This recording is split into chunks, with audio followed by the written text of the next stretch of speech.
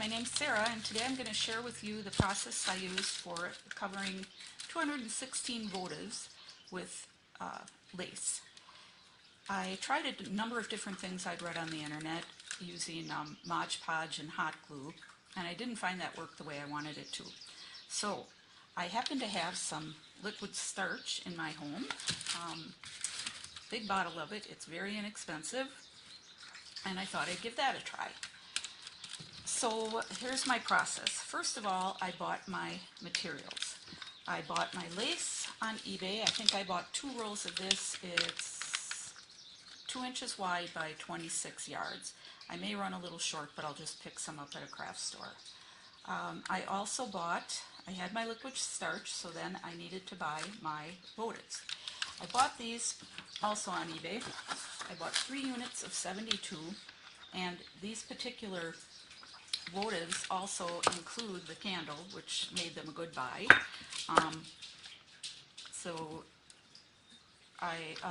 These, as I mentioned, I bought on eBay. I think you can also get them at Quick Candle. What I like is that the box is partitioned, so you can put them back and they don't stick together. I also had some Mod Podge. This is the type I used, and I'll show you my process.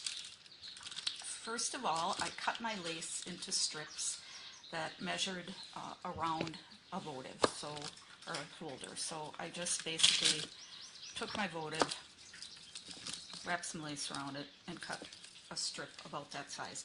I actually cut a whole roll so that I could move through the process more quickly.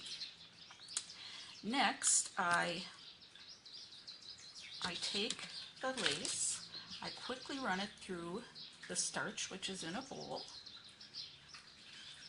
Doesn't take long, and I just I take off the excess by running it across the edge of the bowl. Then I take the candle, I put the lace around the candle, making sure I have the scallop side up, and I usually do it standing up, and then I'll show you how I get it to straighten out. If there's a bubble, which of course there always is, there it is, I lay the lace down, or the votive down.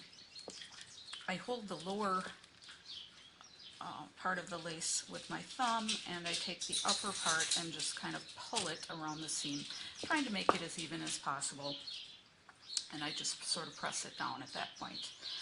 When I'm done with that, I set the candle on some plastic so it won't stick later. And when the candles are done, I let them dry for, I'd say it's about an hour, maybe a little more.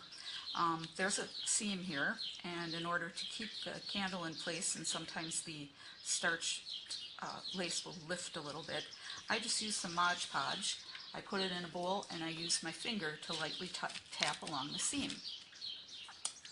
So that is the process I used for making 216, well, I'm not done yet, votive candles.